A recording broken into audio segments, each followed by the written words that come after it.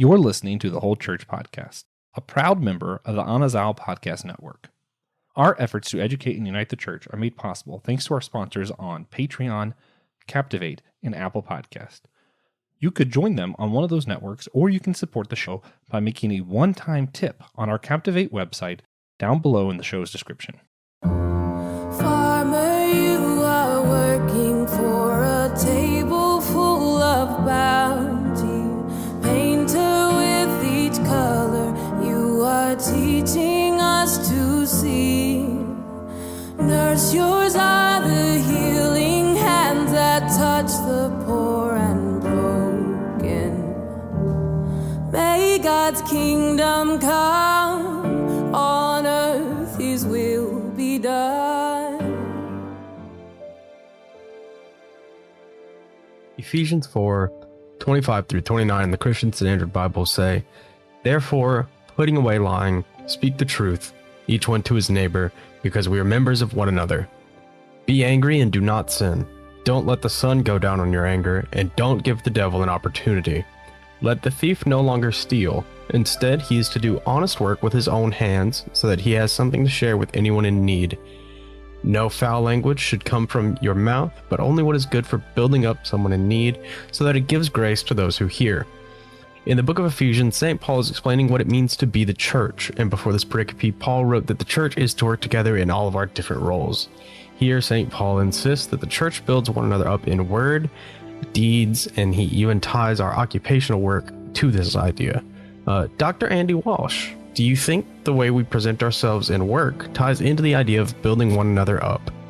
Sure. I mean, everyone, who has some kind of employment or some kind of vocation, right, needs encouragement, needs support in that. And so, yeah, absolutely. I think that's part of being part of the body of Christ is enabling each other to live out our vocations. Yeah, good stuff. Good stuff. Lord, be close to us.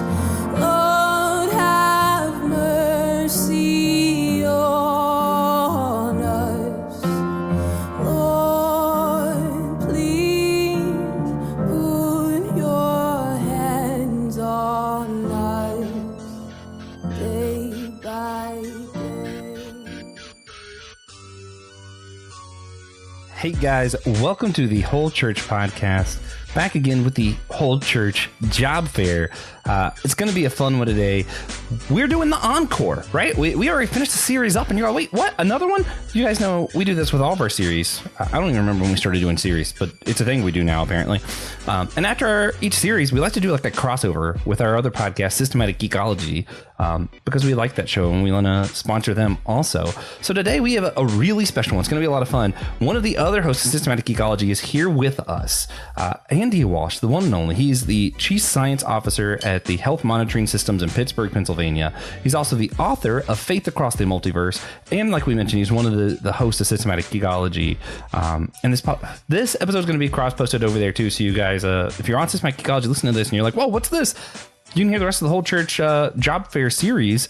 Link down below. I think it's a lot of fun. So Andy, thank you so much for joining us. Welcome to the show, man. You're welcome. Thanks for having me. Yeah, man. Yeah. And of course, we couldn't have this show without the one who invented language. We wouldn't even know the word show or podcast if it wasn't for the one and only TJ, Tiberius on Blackwell. Welcome to your show. Thanks. If you're listening to this, you should check out the Anazal Podcast Network website. The link is below for shows that are like ours. And if you're already listening on the YouTube channel, hit like, hit subscribe. Pretty please. Yeah. I mean, I think that's generally a good idea. But another thing I think is a really good idea, my favorite form of unity actually is, it comes in the form of a holy sacrament, which is silliness. So we always start our show off with a silly question. If you've listened throughout this series, we did the same silly question. We got a definitive answer from Brandon Knight. And now we're going back to get a scientific answer. A very well-researched answer to this question. When we asked our Facebook group, what are the biggest theological questions that the church and seminaries have been arguing about? Samantha Perez, a good friend of ours, threw out, is a hot dog a sandwich? And a lot of people voted for her option, so we had to include it somewhere. So here it is, part of our silly questions. Andy, please let us know, scientifically, is a hot dog a sandwich? Well, how do you follow up someone who's already given the definitive answer? No. Being more definitive. You didn't hear it, did you? Okay. If you didn't hear it, then I don't even know what it was. floor is yours. We haven't recorded that yet. Well, okay, so we're doing time travel. Of course, yeah. You know, it's meat inside of bread. If you want to call it a sandwich, I have no quarrels with that. Good answer. Good answer. In what ways, if any, do you think this question could be relevant to your life? I don't know. I mean, you know, whenever this comes up, it makes me think of the John Hodgman podcast, and because that seems to be the question that launched that whole thing. So yeah, I don't know. Maybe someday we'll all be called upon to make judgments on arbitrary questions that hinge on definitions and semantics rather than actual science. Yeah. I mean, those are the important things in life, I think, perhaps. Or maybe the completely unimportant things. Hard to tell. But for the purposes of this series, we're not just doing a hot dog podcast, unfortunately. But what we are doing that I think is really cool, we are doing a series, or did a series now, on people's occupational work, their daily lives, to see whether or not the stuff that we're arguing about is actually important to regular people in their regular lives, or not so regular people in their not so regular lives, you know, however you want to take it. A lot of our listeners, though, they're pastors, theologians, church leaders, podcasters, and we think it's important for our church leaders to hear this stuff, and I think they can benefit from hearing and learning from people who are in other occupations. So, yeah, that's why we're doing this for our core audience. We decided to act like we knew our audience for once. Yeah. For church listeners that may not know you from systematic ecology, Andy, would you mind filling them in with your history with the church and your book, Faith Across the Multiverse, and some of what you like about what our other podcast, Systematic Ecology, does? Oh, sure. So, Short, easy question. History of the church. I mean, I grew up attending church pretty much, you know, for as long as I can remember, in New Jersey and then in other places. I've traveled, mostly in Western Pennsylvania after that. Also went to Christian schools from kindergarten through high school, and then was involved with InterVarsity Christian Fellowship as an undergrad and a grad student. So yeah, lots of history with the church. And then, you know, my science background, studied biology as an undergrad at Carnegie Mellon, studied molecular microbiology and immunology for my PhD at the Johns Hopkins Bloomberg School of Public Health. And after a postdoc in computational biology, I've been working at Health Monitoring Systems, a public health software company in Western Pennsylvania, for over 16 years now. And Faith Across the Multiverse was a book I wrote a few years ago now about the intersection of Christian faith, science, and particularly the vocabulary and the concepts of science, and nerdy pop culture. And that's how I got connected with Will Rose and the Systematic Ecology podcast. We were operating at very similar interfaces there of nerdy pop culture and Christian theology. Yeah. Plus, Will just needed another comic book friend that really liked the X-Men. I think that was also a thing. Yeah. I'm happy to oblige. Well, see, the problem is Will is too young of a soul. All the young comic book fans don't read X-Men. I feel like I'm old enough I should read X-Men. I just don't. Yeah, he Will's just, he wants to connect with the young people, and the young people don't like X-Men. That's weird. Why? I don't know what it is. You know, I think it's because they watched the Hulu series Runaways, and it was too good. Now they don't care about X-Men. Yeah. Yeah, that has to be compared to the Fox movies, yeah. Yeah. So, this is our whole church job fair. So, before getting into, you know, the business, if someone never heard of what it is you do, Andy, how would you describe your job, and how would you address anyone interested in pursuing your job as a career? Yeah, well, frankly, I'm always surprised when anybody has heard of what we do. So I work for a public health software company that provides software that does something called syndromic surveillance. So we've all learned probably way more than we wanted to about traditional public health surveillance over the past five years, where people get diagnosed with something specific and a doctor or a lab or pharmacy that makes that diagnosis notifies the public health department, and they keep track of those people with specific diagnoses. Syndromic surveillance is about monitoring things at the population level before people are diagnosed. Right? So when you walk into the emergency department or your doctor's office, you know why you went there. You have a fever, you fell and you worried you broke your arm, you were in some sort of car accident, you were having chest pains or pain in your arm, and you're not sure if you're having a heart attack or an anxiety attack or some other kind of thing. Right? All the different reasons people seek healthcare. They know why they're there. They don't know what they have. That's why they're going to see a medical professional, but they can describe something about what they're experiencing. So we get that data. Somebody has to type that up, right? That reason that you walked in the door, somebody types that up, and we get it typically within 5 minutes of the person arriving at the healthcare facility. So we're monitoring these things in real time, and we're adding up, okay, in the past hour, how many people came in with fever, came in with worries about chest pain? And if there are larger than expected numbers in a particular area, we'll notify the relevant public health department. And then our software provides them with tools so that they can follow up and see, is there something going on here that we need to worry about? Do we need to keep an eye on this further? Is this something that we already knew about? Whatever the case may be, but they have then the tools to do their actual public health work. So we're trying to help support them, cut down on the manual work that they have to do, and also maybe hopefully identify things as early as possible, perhaps even before there's an opportunity to diagnose folks. Mm-hmm. Yeah. And if somebody wanted to get into that kind of work themselves, where would they start? Sure. So that's a good question, because I don't know very many people who have jobs exactly like mine. But certainly there are lots of public health folks who use syndromic surveillance software. And so if you wanted to get into a career in public health, typically public health degree is a graduate level degree. Right, so there's a variety of things you could study at the undergraduate level. Biology would be one of them, but other things, public policy, some kind of pre-law thing might even be relevant. Public health, sits at the intersection of, science, but also, public policy and politics and so forth. And so there's lots of those kinds of degrees that might be worthwhile as well. Some schools even have undergraduate degrees in public health that you can major in.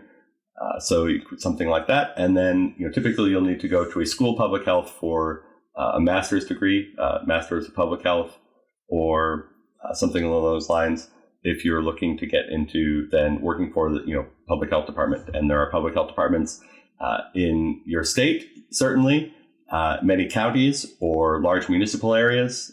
So someplace like the city of New York has their own public health department, or the city of Los Angeles. It kind of depends, but there are probably lots of public health departments in your general area. And so, that would probably be the career path. Cool. So I know we've discussed this several different podcasts, plenty of places, plenty of other people, probably smarter people than me anyway, have been talking about this. But how would you describe some of the challenges today when it concerns integrating faith and science, and why so many people see them as polarizing in today's times? Sure. So, I think right now there's several different reasons why folks see those things at odds. Right. Traditionally, there were concerns about, and I say traditionally, that's kind of a short horizon, right? In the past 100 years in the United States and in Western cultures, right, there's been this concern about whether the findings of science in relation to geology, evolutionary biology, cosmology, whether those conflict with the creation accounts in Genesis or not, and other creation accounts in Scripture, right? And on questions like how old is the Earth and how old is the universe, and what is the sequence in which things came to exist. So those, those are kind of long-standing issues. Again, in that, by long-standing, I mean kind of in that past 100, 150 years, that folks saw as a source of tension, conflict, or at least a discrepancy. Much more recently, we've seen, that conservative Christian communities took a very different approach to topics of climate change and public health responses to the pandemic than some other communities. And so there's just kind of that sense that the scientific world is trying to control us, take away our freedoms, take away our liberties, right? Tell us how to live our lives at a very granular level, right? Whether that's what kind of car to drive, what kind of food to eat, what to do with our trash, what to do, with our faces, how to breathe, people feel like, all of those things they're being told what to do and how to do it and when to do it and where to do it and why to do it. And, there are a lot of reasons why you might object to that, but certainly it seems to have clustered around religious communities, possibly also because of that longstanding uncertainty about whether scientific institutions had their best interest in mind, and possibly also because some of the restrictions came around gathering in churches and so forth. Right. Yeah. So has it ever impacted your work personally? That's a good question. Yes and no. Right. It hasn't stopped me from doing my job or anything like that. It is certainly disheartening to see the people that in the community that I felt like I grew up in, felt like I was a part of, take a very different view of these things, despite the fact that I got into this line of work because of the values that were instilled in me during those formative years. In hindsight, it's interesting to think about the fact that when I told people that I wanted to get into public health and studying infectious diseases, sort of in that like high school, pre-college era, whenever I mentioned that to people in church, they were always like, "Why are you doing that? Why wouldn't you go cure cancer?" So I don't know if there's anything to that. That may have been just kind of a casual, like, I don't understand what you're talking about, but I know cancer, and so that to me that's important. Or there might have been something more substantial there, as a kind of hint about how conservative Christian communities felt about public health and infectious disease prevention and so forth. Certainly discouraging at that point a little bit, and has only gotten more discouraging in recent years to see that kind of attitude. But it doesn't so far prevent me from doing my work. That said, very recently, through a chain of events, right, we are having projects at work canceled and having to let employees go and having to see the public health departments that we work with change directions and shut down projects and let people go on their end as well, because we have made decisions at the national level about changes and priorities in public health. So in that sense, and that has a lot of religious motivations, or at least people are citing their religious beliefs for why they have those priorities. So I guess in that sense, in a very, very recent sense, like in the past several weeks, it has started to have more of a tangible impact on my job. Yeah, I think all of those people just really thought that you could cure cancer if you felt like it. Yeah. I think that's, to them, you were just saying you don't want to. I think that's what happens a lot of the time. Anyway, I don't think that's it. But, Andy's smart enough. He probably could. If he had a little bit of extra free time. That's exactly what I'm saying. Yeah, that's true. That's a good point. Yeah. No, more seriously, I think when we get at some of this tension, a lot of it, I think, goes back to the Scopes monkey trial in the U.S., which was all constructed for the sake of being polarizing, more or less. Like, if you actually look into it, the teacher even said, like, I'm not sure, I might have taught evolution. They just wanted to have a legal case about what we could or couldn't teach in schools. That's all. The whole reason that happened. And what's interesting is if you go back before the Scopes trial, even in America, the fundamentalist Christian documents, they're like the most conservative documents like possible. Some of the authors there were Christian evolutionists. So it really wasn't until that legal case came up that some of this tension started being felt. So a lot of this is pretty recent, like you mentioned, Andy. And then I think there's also something underpinning it a little bit further, where people in their faith and just in life in general, they want to just have solid, clear answers. And a lot of conservative pastors preach this kind of idea of the Bible where it is completely authoritative and completely literal, inerrant, all that stuff. And they say this is the answers. It's all black and white. Whereas science doesn't do that, which I don't think faith does that either. But if you grew up in that kind of faith, you want everything to be that way. Science usually does this thing where, like, here's what we think right now, but we're going to keep testing it. And if it's wrong, we're going to say it's wrong and come up with a new hypothesis. And a lot of the times it comes up with stuff like, hey, a lot of what we've been doing is harmful to the earth. A lot of this is like, and people don't want to feel bad, and people just want clear answers. And that's just not how life works. So I think maybe it's less qualm against science and more a qualm against reality, perhaps. Or at least complexity, right? In the ways in which reality is complex. Yeah.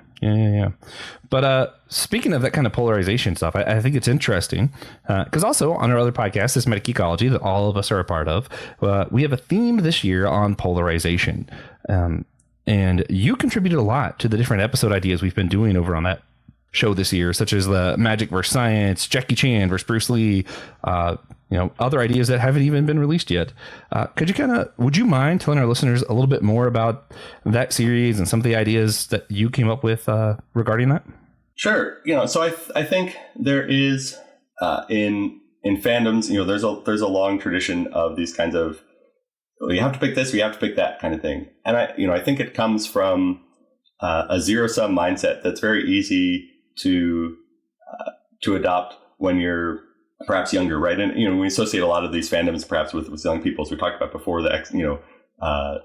People of a certain age read X-Men at a certain time in their life, and not at other times, or perhaps, and so you've got your Star Treks versus your Star Wars, and Jackie Chan versus Bruce Lee, right? A lot of these things I feel like come up among young people who are still trying to kind of figure out their place in the world, at least in the sense of feeling like you have to pick one or the other, and you have to feel very strongly about your choice, right? We can all have conversations about the relative merits of different things, and people approach that a lot of different ways, and nuance and relative values and priorities, those are all perfectly good things to talk about. But I do think there is a certain kind of mindset that's perhaps an immature mindset, perhaps just haven't had a lot of opportunities to deal with complexity or nuance mindset, but that feels like people have to make a choice between one thing or the other, and then feel very strongly about that, and so very strongly against the other.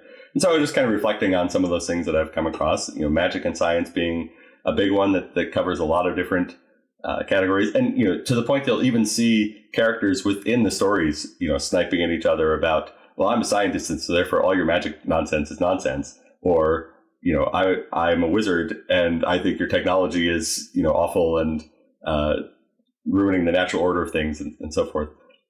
So that, that one's a fairly common one, both inside and outside of stories. Mm-hmm. As I talked about on the podcast, Jackie Chan versus Bruce Lee was something that I was confronted with in junior high, right? That I had to, in high school, right? That there were some kids that were into one and some kids that were into the other, and you had to choose, and you couldn't fathom liking one or the other. The same kind of thing with Star Trek and Star Wars. So I was just trying to kind of think about what I had encountered. I actually don't, find myself being particularly strident on any of those topics. Perhaps the magic and science one is a little trickier because, I have no problem with stories that use magic in interesting ways. It gets a little bit trickier when you talk about, well, what do we really mean by magic in the real world and so forth. I don't quite know what people mean by that all the time. But generally speaking, I think that, it's more interesting to see the merits of various things and to find ways for them to complement each other rather than taking this kind of zero-sum approach of anything that's good for me is bad for you and vice versa. Mm-hmm. Yeah, I think it's just more fun when you're younger to attach yourself to one side of a mostly pointless argument. Mm-hmm. Yeah, then you just have a hot dog sandwich. Yeah, that'd be a perfect polarizing. No, but all the things that Andy said is also the flagship series for that theme over on Systematic Ecology. We actually named Finding the Good. So what we're doing in those episodes largely is picking a side and then talking about the merits of the other side rather than just bolstering our own perspective kind of deal. That's kind of the goal. I think it's a good exercise, even if you're not into the nerdy stuff, because it helps you kind of understand better other points of views and care about what other people have to say, which is good for church unity, perhaps too. Yeah, I think magic and science is a particularly interesting one. Yeah, because it seems to get brought up in media a lot recently, and you got Reed Richards, and he just blatantly doesn't believe in magic. He's one of the smartest people. Friends with a wizard. Yeah. Right. Has met actual vampires and was questioning whether vampires exist in the Blood Hunt event. It's like, I feel like we've taken this one step too far. Yeah. Yeah, it's so funny. But that's not what we're here for. We're here for the job fair. So, Andy, what are some things that are normal in your occupation now that others might not often think about? For example, we Josh and I both work in a restaurant. We've got front of the house versus the back of the house, opening shift versus night shift. We've got these little rifts that people might not often think about. When customers come in at night and say, why don't you have this? A lot of the times the answer they'll get is because they didn't do it in the morning. But is there anything like that for you that we might not think about? That's a good question. Again, I suspect that people have learned way more about public health in the past 5 years than they ever wanted to know. And so it's maybe a little bit harder to think of what people don't know or aren't familiar with. I think people might be surprised to see and to know how much public health is a very, the word that they like to use in the public health community is siloed activity, right? So people are in their different silos and they don't really get out of those silos. So if, a silo might cover a particular area of public health, like chronic disease or a specific chronic disease or a specific collection of chronic diseases, infectious diseases, sexually transmitted infections, environmental health, occupational health, workplace exposures. And it can vary, the actual ways that things break down might vary a little bit from health department to health department. But there are some pretty traditional ones. And so, you might have folks that work at your state health department who would physically sit next to each other, right? Their cubicles are connected to, are attached to each other.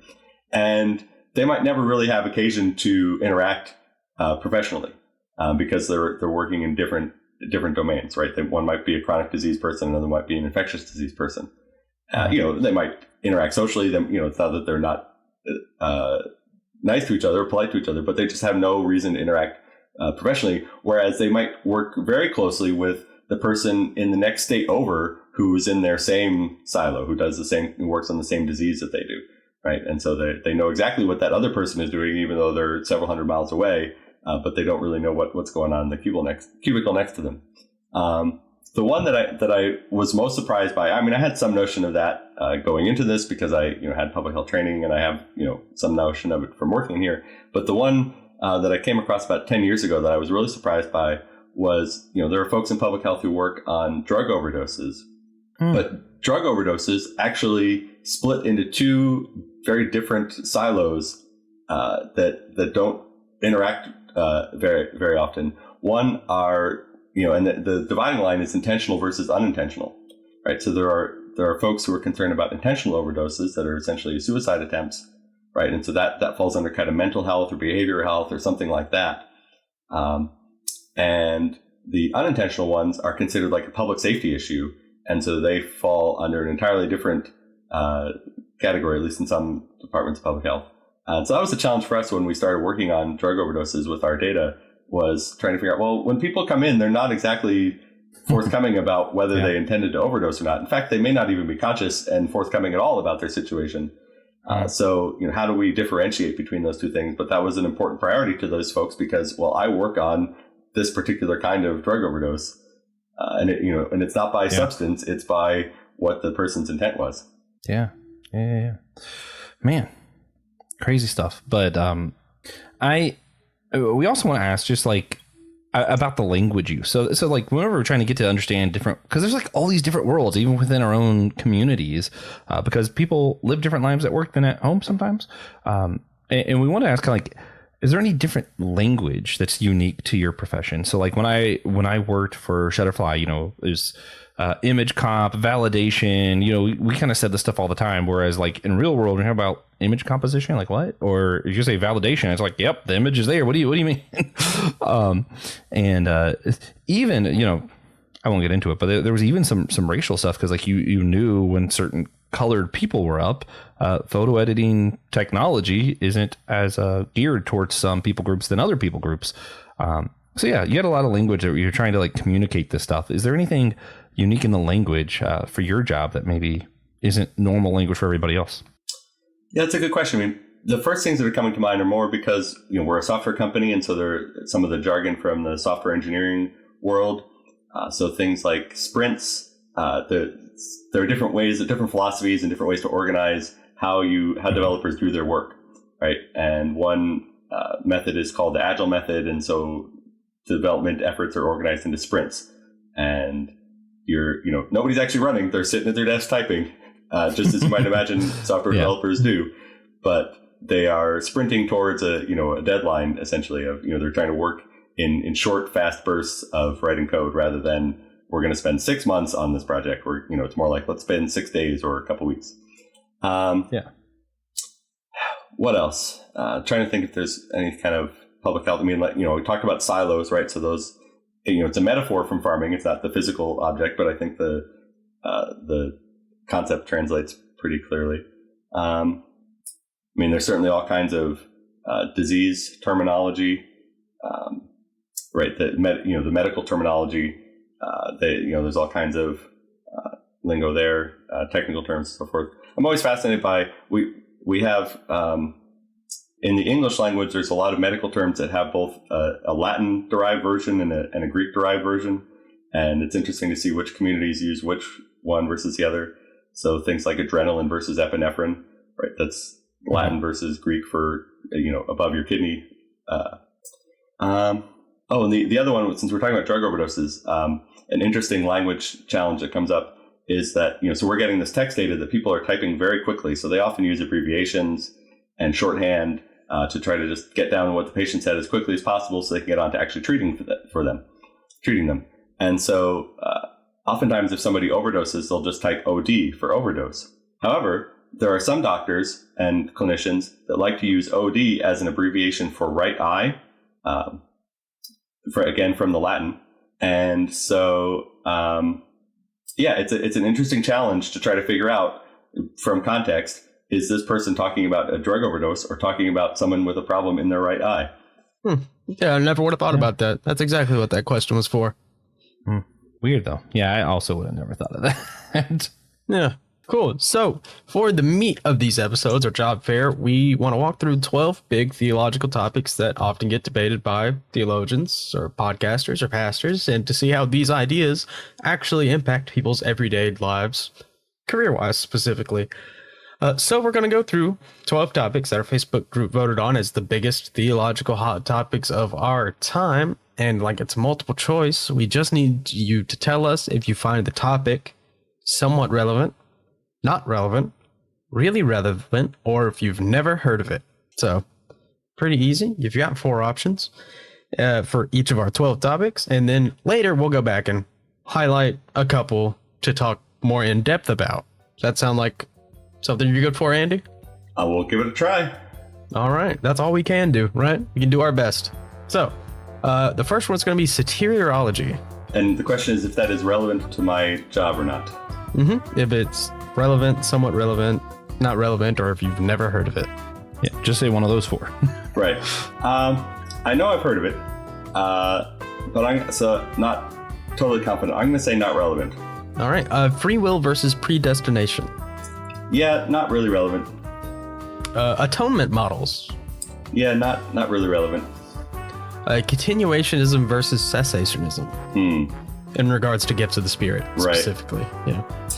I mean, I suppose it's a little relevant. All right. Christology. I mean, yeah, it's hard. I'm not seeing where that's relevant. All right. And God's nature. Yeah, I'm not seeing. I feel like I'm doing very bad at this. I mean, I'm not saying these are not relevant topics, but like in terms of how I actually do my job day to day. Well, it doesn't have to be about your job. Just you while you're doing your job. For you. Right. Yeah. But whatever you say is the right answer because it's your opinion. Fair enough. Social justice. Yeah, so that one comes up a lot. So I would say that's very relevant. The doctrine of Imago Dei. I would say that that's relevant to how I think about my job and how I think about the people that we are helping, hopefully, through their job. So, the nature of Scripture. That one I don't think is relevant. Ecclesiology and missiology.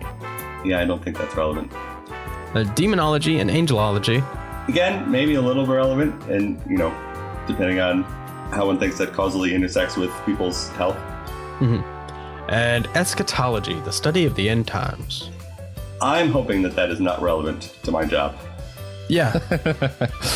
Especially on your side of things. It's like, I hope that's not what. Right. But if it becomes relevant, it will be very relevant. Right. Yeah, it's up there. You're going to have to add a whole new silo. Yes. So demon fatalities. Oh man! So with that, Andy, if you had to pick two of those above 12 topics that we mentioned that you think are relevant to your day-to-day life, just to talk a little bit more about, they don't have to be the two most relevant, just two that you would want to talk about that you think are relevant. What would they be? I mean, I think the Imago Dei and the social justice ones kind of stood out. Yeah. Okay. Yeah. You want to just riff about that for a little bit? What stands out to you about those that impacts your life? Sure.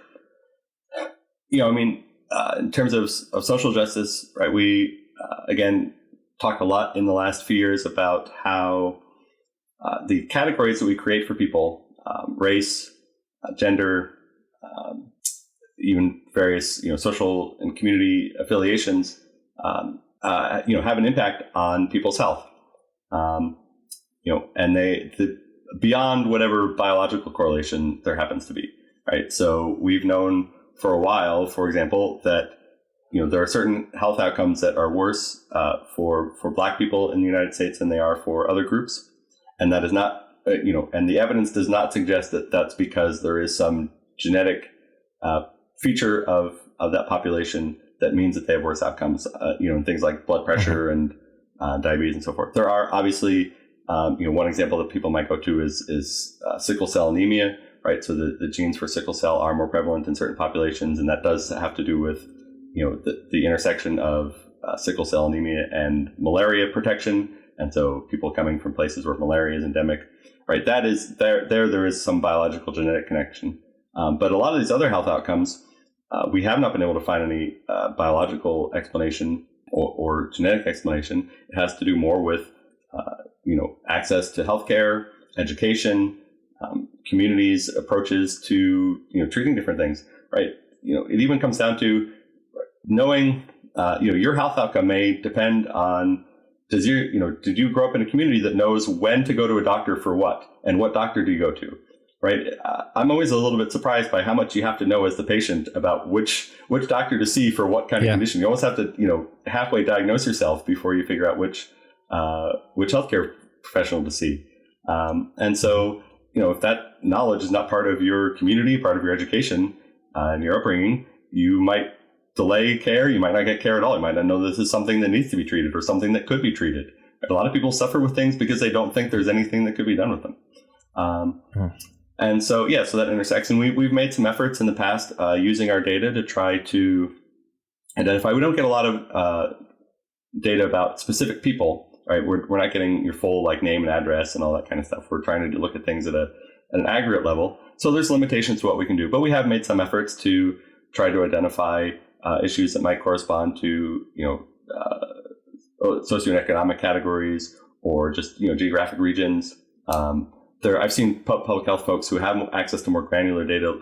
They've been able to identify specific housing developments where there are specific healthcare problems or healthcare issues because of access to healthcare and different issues. So that definitely intersects with what we do a lot, and we talk a lot about how do we provide the best care for everyone, and to make sure that public health is definitely concerned with things like education, access to resources. Right, we're not necessarily treating each individual people. That's more on the medical side, but if there's an issue with a particular neighborhood. Is too far away from the nearest pharmacy, the nearest grocery store with fresh produce, the nearest emergency department, right? That's a public health issue in terms of how do we identify those communities and those needs. Yeah, and I just want to lean a little into that. Do you think there are any ways that the church can actually help be part of the solution here? Because like what you're mentioning is it's not something that maybe science can solve on its own, because what we're seeing is a lot of these issues aren't just genetic, it's people's access. Is there a way the church can step in there? Yeah, there are certainly things that churches can do. I think part of, the first step in some church communities may just be grappling with and recognizing that systemic issues exist and that not all problems are caused by individual choices, right? That there are things that operate at a system level, at a community level, at a neighborhood level, at a county level, or what have you, that have to be addressed at that level in order to be able to make a contribution to the solution. But churches can be a source of better education on these issues, right? You could have, folks in your church who maybe provide their expertise on healthcare issues, right? How do I, who do I see for this? Is there a doctor that can help me with this problem? When do I call?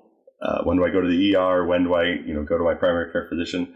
Right. Some people just need help with those kinds of questions.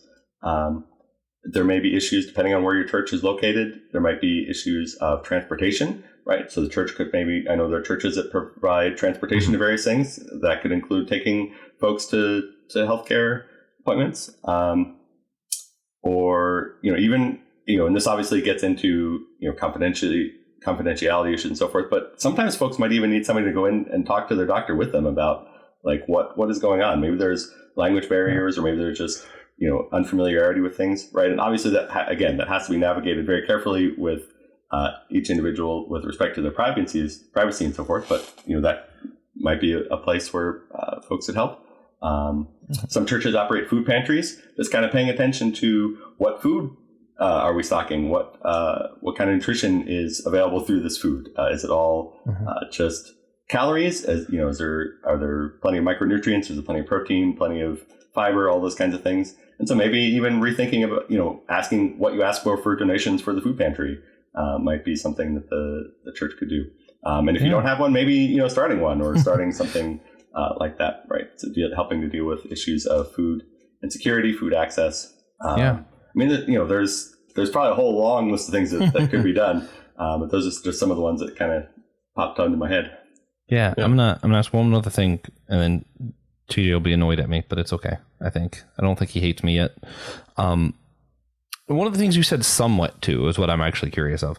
The angelology, demonology, and how people think that might impact their health. Growing up Pentecostal, I know a lot of people who blame diseases and stuff or mental illnesses on demons. Is that kind of what you were getting at, or is there something else? I'm just curious. Yeah, I mean, I think that's part of it, right? Some people absolutely have that mindset that some element of mental illness and sometimes even physical illnesses are spiritual in nature. But there's also, the element of, on the flip side, right?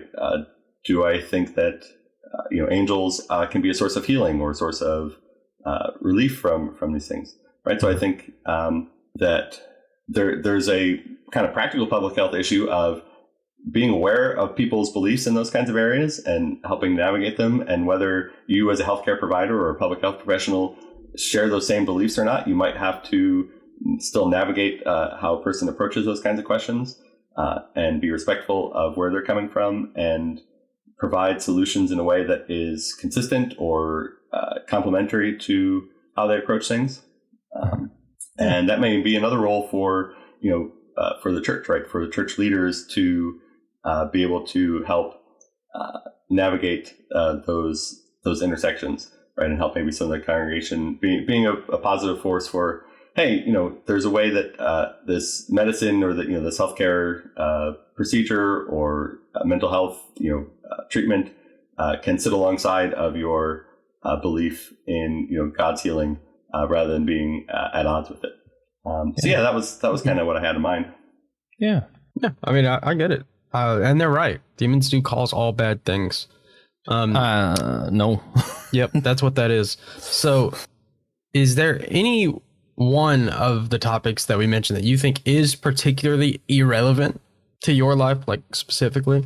I mean, to my life as a whole, not necessarily, but, thinking about like how I conduct my job day to day, right? I'm not, like I said, a particular model of the end times, a particular model of atonement. Maybe I'm just not a good enough theologian, but I'm not really sure how I would do my job differently under different circumstances. I guess there's a certain nihilism that comes with a certain very extreme view of eschatology that might, I might just not do my job if I didn't think that there was any way that I could positively impact the world or something like that. But that's a fairly extreme view that I'm not sure anybody seriously holds to. Right.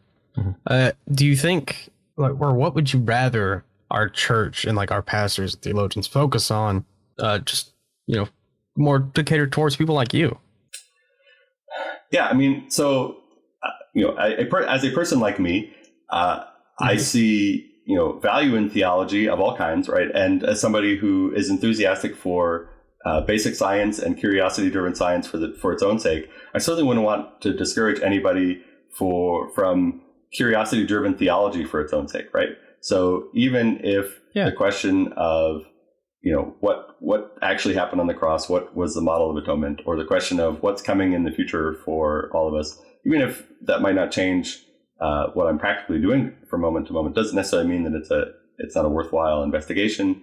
It doesn't mean it's not interesting academically, intellectually, and so forth. So I wouldn't want to dictate anybody's particular theological preferences or directions and so forth. I think those are all valid topics to explore, and learning more about God, knowing more about God, and who God is and what God is like. I wouldn't discourage any of that. I think, but thinking about myself as a public health person, as a scientist, and what might cater to me specifically, I think that what I would like to see is when there are intersections with science, being willing to engage with people who have technical expertise and technical knowledge. I have sat in sermons and heard people preach on biology and heard people preach incorrectly on biology and tried to explain afterwards. If you wouldn't go up in front of the church and say, look, I know we have these fantastic musicians in our church and they can sing and they can play the piano well and all these different things. And that's great. I'm glad that they're here. But we're going to do worship now, and I'm going to sit down at the piano and play and sing, and that will be fine. And then, go through and, provide an off-key, rendition, right? That we would never do that. We would know that would be so insulting to the talented musicians who have put years and years of practice into being musicians. And when I try to explain that, I just kind of got dead looks like, but of course it's not the same thing because I didn't sing. I talked about science, and that's, everybody's allowed to have their thoughts and their opinions about these topics. Like, oh, okay. But that's how I've felt in the past for whatever that's worth. And I would like to see fewer people feel like that in the future, if that's at all possible. Yeah. Yeah, no, I really love that. And we've had Frank Viola on our podcast a few other times, so check him out if you guys will. He's a little bit more conservative, but he helps write a book called Pagan Christianity, where they kind of show how the church somehow became this place where it revolves around one person doing a speech and it's like a show, and that's not what the church started off as.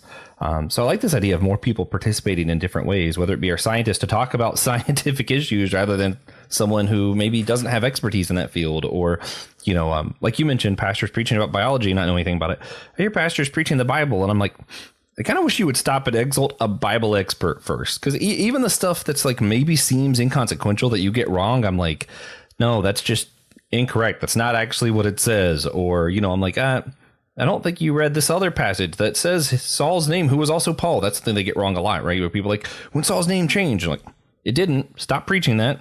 The Bible doesn't say that. And it's just stuff like that. Or even, when preachers preach about the Buddha and how he's their God. And I'm like, he's not, though. We expect our TV shows to go to scientific experts, religious experts, philosophy people on hand so that they get stuff right. But for some reason, when a preacher gets up to tell a congregation what is truth, the same expectation isn't put on them that's on our entertainment of simply just getting stuff right. I don't know. That was just a little bit of a side tangent, I guess. Anyway, each of us see the world through different eyes, right? Something we talked a lot about on this series is, you as a scientist and how you live your daily life, you see the world differently than someone like me who works in food, how we see the world going through our life. Is there anything in your work that you think that you see that our pastors, church leaders, theologians might benefit from seeing for themselves or learning more about that maybe they don't see in their regular daily lives? Yeah, I had occasion to talk with Will a little bit about this, and was kind of actually even exploring a little bit as we were talking, and hadn't quite articulated it in this way before. But one of the things that I have to do for my job periodically is, we get this text data of why do people go to the hospital. And we have to identify new categories in that data and find new things that we hadn't been looking for before. For example, drug overdoses. We didn't used to work with those, but there became a bigger and bigger concern. And our data was able to provide up-to-date information at a time when that was harder to get. And so, it was a new thing that we had to take on. So periodically I have to go through this text data and, I'll look through tens of thousands, hundreds of thousands of, these short little descriptions of why people went to the hospital. And by and large, what I'm getting is a very, very concentrated dose of everybody's, top 5, 10 worst days of their lives. Right. Yeah. There are some people obviously that go to the ED more often, that are experiencing chronic illnesses or, and there are some trips to the ED that are not that big of a deal, right? You had a small injury or, a little bit of a fever and, you'll be fine. But, by and large, if you're in the emergency department, that's one of the worst days of your life. You've been in some kind of bad car accident. You're having some kind of health crisis. Even if it's just kind of that emotional, like something is going on with my body that I don't get. That's a tough day. And so getting that concentrated dose of tens of thousands, hundreds of thousands of people's, worst moments, that's a tough thing to do with kind of emotionally, mentally. And so and thinking through that and thinking about that, it's given me opportunity to reflect on, the experience that God must have of having a much more, than just a little text blurb awareness of what people, both the joys and the happiness and the, top 10 days, positive days of people's lives and the, the top 10 worst days of people's lives that we're all going through all the time, right? There's always, I don't know how many millions of people experiencing their worst day of their life at any given time, right around the world. And, how God experienced that exactly, like I said, I don't really know for sure. But, with Scripture testifies that to some extent, in some fashion, God is aware of our suffering and our joys and, is sensitive to those things. And so what must that be like? And again, not trying to say that I'm experiencing something the same way that God has, but it's a different kind of human experience that maybe helps us to think a little bit differently about what God's perspective might be like. Yeah. Yeah. Mm-hmm. Also, for those wondering, he mentioned Will, that Pastor Will Rose. He's my pastor. We also mention him every episode now, apparently. And Will and Andy did an episode, a YouTube exclusive for Systematic Ecology, talking about Andy's book. So I think that's kind of where they got into some of that. If you guys want to check it out, hopefully I remember to put that link in the show notes. But I'm bad at that, so don't count on it. Yeah. All right. So are there any questions that we might have missed that you think people might want to know about you or your work as a public health official? I think we've touched on the basics of what I do. It is a very unusual kind of job, as I've kind of hinted at, right? It's at this intersection of software and software engineering and statistical analysis and data engineering and data science and also public health and biology. And, so you guys are basically getting multiple jobs at once. Yeah. When I applied for this job, they told me, well, we didn't really have an opening for somebody like you because we didn't know that somebody like you existed. Yeah. But, so, there's always something new going on. There's always something interesting, to work on. I hopefully, folks have a little bit better awareness, that this is, there's a whole community of people who are sitting out there, at a second kind of level removed from your doctors, right? You've got doctors and nurses and other clinicians who care about your specific personal health and well-being. But then there's this whole other level of people that are trying to think about how do we make things better for whole groups and communities and neighborhoods and states and counties. And, hopefully that's a positive thing to think about, that, that these folks, they may not always achieve it to the best that they want to, or to the degree that they want to, but they are trying to figure out how to make things better for all of us, how to improve our health, how to improve our environments and our communities so that we can all flourish a little bit more. And and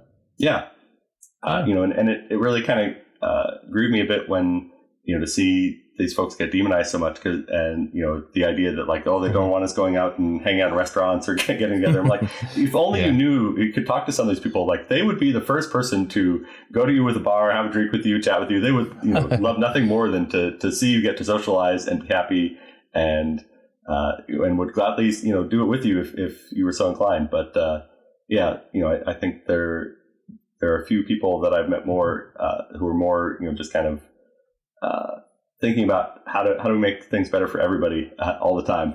Yeah, I do have one question. As the chief science officer, do you get like a big fancy desk? You got a nameplate emblem? So I got the job title that I have.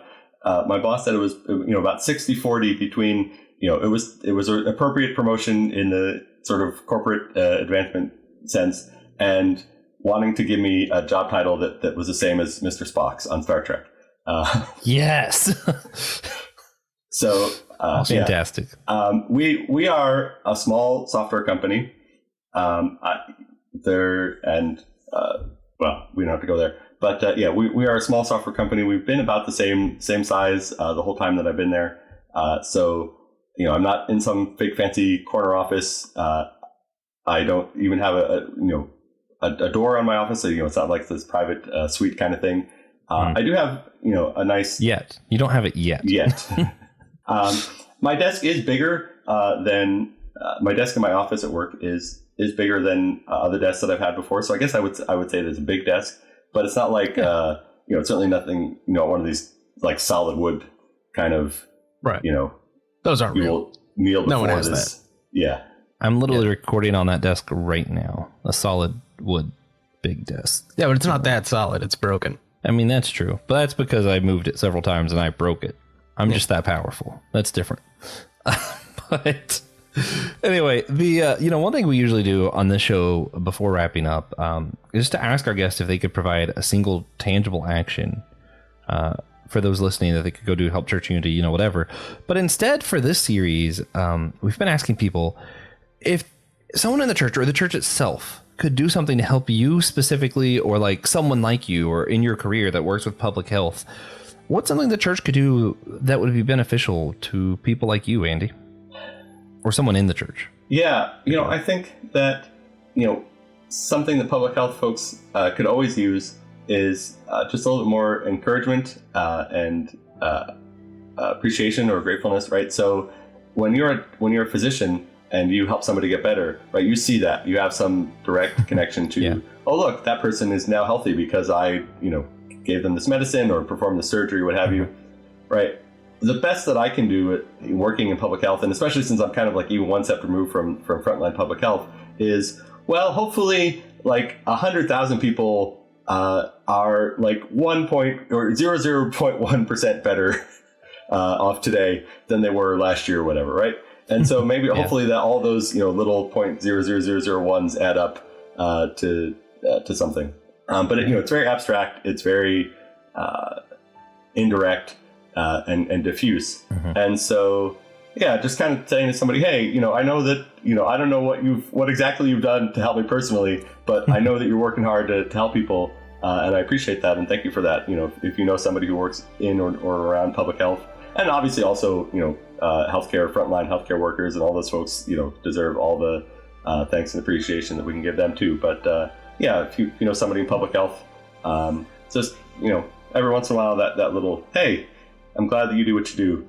And obviously everybody would benefit from that, but just kind of, I think public health, because of that abstraction, because of that removal from any kind of tangible direct results, it's always needed. Yeah, well, we do appreciate you and what you do, for the record. Well, thanks. Yeah, it's true. And what do you think we would see change in the world around us if everyone started doing that? Just being thankful to our local or not local public health officials. Well, I mean, I think we would maybe develop a greater collective appreciation and understanding for what public health is and does and has been doing, and why it's been one of the best investments we've made over the past century, and why it would be worth continuing to invest in and continuing to have people pursue. I think we're kind of at a low point at the moment of why would anybody want to get into this job that, when folks aren't even going to listen to what you have to say or what have you. So I think if we could foster a little bit more appreciation and awareness of just what it is that public health does and why they do it, then maybe we'd be in good shape for the next generation of public health workers. Yeah. All right. Yeah, so I dig it. before we start to wrap up here, we like to do what we call the God moment. And we ask everyone to share a moment they saw God in recently, whether that be a blessing, a challenge, a moment of worship, what have you, what it may be. I always make Josh go first to give the rest of us enough time to think about a good moment where we saw God recently. So Josh, do you have a God moment for us this week? Yes. It's going to be weird and maybe a little awkward. I don't know. My God moment this week is just like approximately an hour and 10 minutes ago. I was thinking about how thankful I am for this guy named TJ Tiberius Von Blackwell. He just does a lot for different podcasts that I'm involved with. And, I produce, I edit, I do all this stuff. And sometimes TJ is just like, he's the ground man, right? Like hey, we need somebody to jump in here. And he's like, yeah, I could do that. Yeah, I know enough to talk about that. Sure. And TJ says sure to so many wild, crazy ideas I have or just things that I need help with. And he makes my life a lot easier. And just think about how thankful I am for him and how I just don't say that enough, probably. So being on this podcast and getting the opportunity to thank TJ is that's going to be my God moment. So thank you, TJ. Yeah, you're welcome. Yeah. So for me, my God moment, it's a weird one. It's a different one. I've been so caught up in like the cultural zeitgeist of, just everything that's going on really, and how much attention has been diverted away from environmental health recently because of the pandemic, and seeing it come back into the spotlight, especially for us here in South Carolina, where we've got wildfires for the first time like ever, not actually ever, but definitely for the first time since I've been alive. It's been pretty eye-opening to see people around me start to grapple with the idea of environmental health, and especially because I just the other day I found out, and this is I've always been such a big advocate for making your kids go play outside, but now it's just not all that safe. My roommate was going for a walk out behind our apartment complex, just walking out down there because he likes to look around and see old stuff, old rotted out buildings and stuff, and he found a chemical spill in our creek. Oh? Yeah. Wait, what kind? Not sure yet. But now that's under investigation. So interesting. Yeah. That is not where I expected this to go, by the way. It's not, is it? Yeah, that's wild. But, these other problems still exist. It's nice to be out there, community, our country would fall apart if everyone wasn't trying to look out for each other at least a little bit. And I think that's kind of what's happening. So, wow. Do your part. Is that a blessing or a challenge? Like a blessing, we remember that there's other problems other than just Donald Trump. Yeah. Yeah. He's the president. He's not the only problem in the world. There's chemicals in my creek. Yeah. But that's getting dealt with. So, Andy, do you have a God moment for us this week? So we're making plans. My wife and my daughter and I are making plans to visit my parents for Easter weekend coming up. And kind of out of the blue, my daughter was asking me, "Hey, does Grandma still run the Sunday school at her church?" And I was like, "Yeah, I think so." Or she's still involved. It's like, okay. And you asked this because she's like, "Oh yeah, because I wanted to see if she needed my help with Sunday school when we go see her." And in light of just without getting into all the details, right? But my family and my daughter has had some complicated relationships with church activities in recent years, and so just hearing that she was still thinking about that. She was thinking about how to help my mom, how to help these kids, how to be involved at church when we go out there to this other church that she's not familiar with, especially because my parents' church is meeting in a different building. They had a fire like a year and a half ago, I think now it is. And so they've been meeting in another church's building. And so that, this will be our first time there in this other unfamiliar setting. So that, she was not like, oh, I don't want to go. I don't want to be involved. I don't want to, or I just want to kind of hide. But she was like, no, how can I help? How can I be involved? That was encouraging and positive to see. Yeah. All right. Praise God. Yeah. And if you like this episode, please consider sharing it with a friend, share with an enemy, share with your cousins. Check out the store. We run through Captivate. It's comfy. It's nice. It's reasonably priced.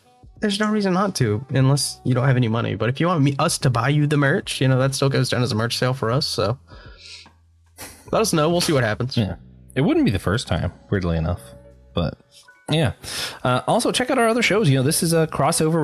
We're doing some cross promotion with systematic ecology with our Encore episode here. So check them out. But check out all the shows on the Anazao podcast network. You can check out trying to think of some ones I don't usually say. The Homily with Will Rose. You can check out Friday Night Fright with Christian Ashley, or the Bible After Hours with the Foulmouth Preacher. All those are fun, and I think worth taking your time checking them out. Yeah, and we hope you enjoyed it. Next week we will be off for a week. It's going to be crazy. We're going to do probably nothing, and realistically probably a lot, actually. But the week after that, we're having a roundtable of pastors and professors join us to reflect on our job fair series. And after that, we're going to be doing some episodes to hype up Theology Beer Camp this year in St. Paul, Minnesota. And we hope to have Reverend Shayna Watson back on soon to discuss her time pastoring an international diverse faith community at the Anglican Trinity Church in Washington, D.C. At the end of season 1, of course, will be Francis Chan. Yeah, he doesn't know though, so someone does have to tell him still. Please. Yeah, we're currently we're going for like the world record longest first season. Yeah, something like that. I think. Yeah, it's got to be close. I don't know. I've never checked the stats. I have no idea. Guinness, let us know. Right. Yeah. Till next time, though.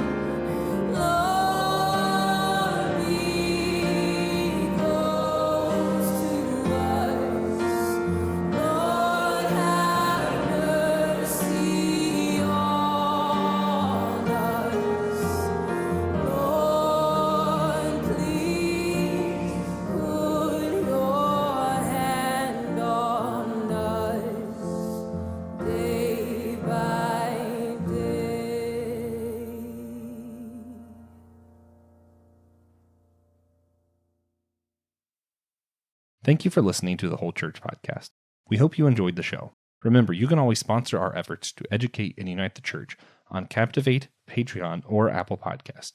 If you're not into the subscription thing, again, you can leave a one-time tip on our Captivate website down below in the description notes. Thank you again, and please come back next week.